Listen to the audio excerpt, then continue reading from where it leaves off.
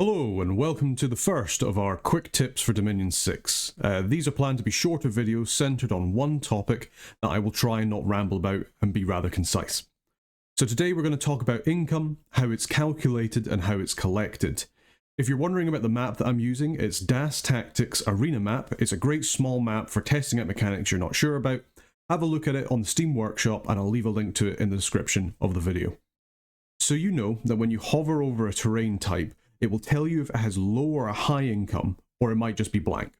When talking about income, it means the general population of a province type. So farmlands, for example, generally have a higher population than wastes. Population leads us directly into the base income calculation for a province. So how is your income calculated? Well, it's pretty simple to start with. The population of the province gives us the income base, which is the province's population divided by 100.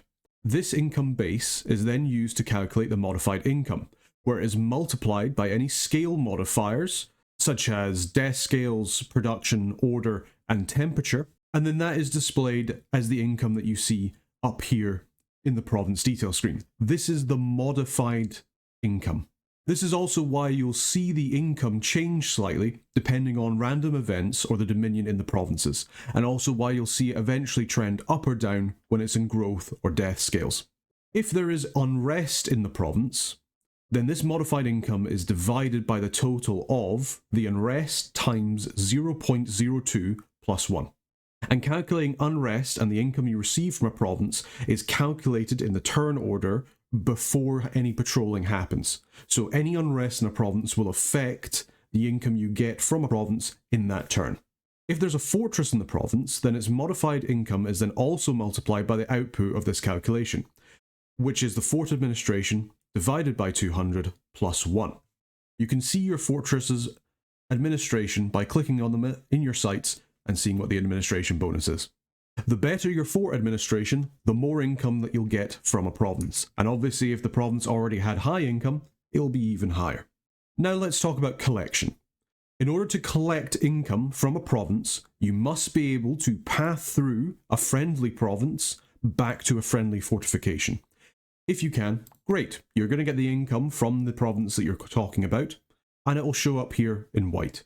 If you cannot path a line through friendly provinces, let's say the enemy has cut off part of your empire or independence has sprung up and cut off a province from one of your fortresses, then you will not get any income for any disconnected provinces and their income will be shown in red. A fortress under siege will still receive its province's income, as technically the enemy does not control the full province yet, but it cannot be used as a friendly fort to path back to or through for other provinces in order to see if they can get their income.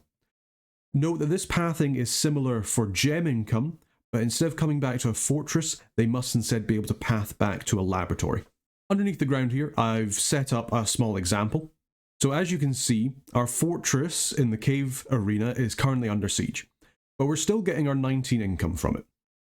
All of our other underground provinces, as we can see, have their income in red. We cannot path through the cave arena to get back up to our other fortification.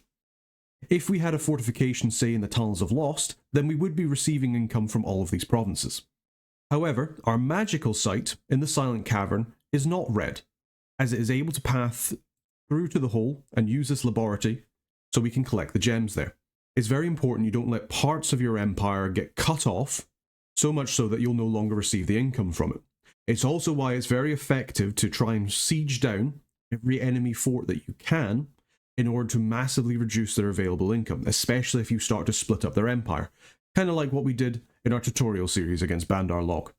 There is a small exception to this income rule, and that's through tax collectors, which is commanders that have a specific ability.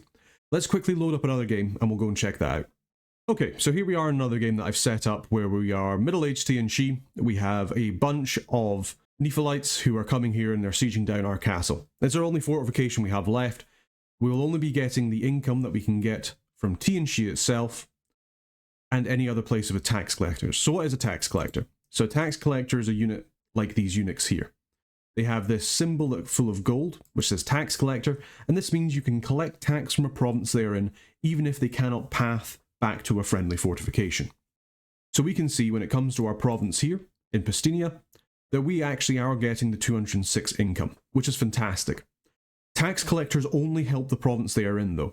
If we select our province here, in the grey marks, we can see that we are not receiving the 71 income that we should be getting from this province. That's because there's no tax collector in the province itself, and it cannot path back to a friendly fortification. Tax collectors can be really useful if you're doing things like raiding or pillaging with sneaky units, so that you can get a little bit of benefit from the provinces that you take over. It's quite hard to do though. You're usually better off just to raid or pillage as best you can if you're going to be attacking behind enemy lines. We'll go over that more in another video. Anyway, thank you very much for listening. I hope this was helpful to you, and I hope it was able to explain to you how income mechanics work within Dominion 6. Please let me know if there's any other topics that you would like me to cover quickly, and I'll try and get a few more of these out when I can. Until next time, take care.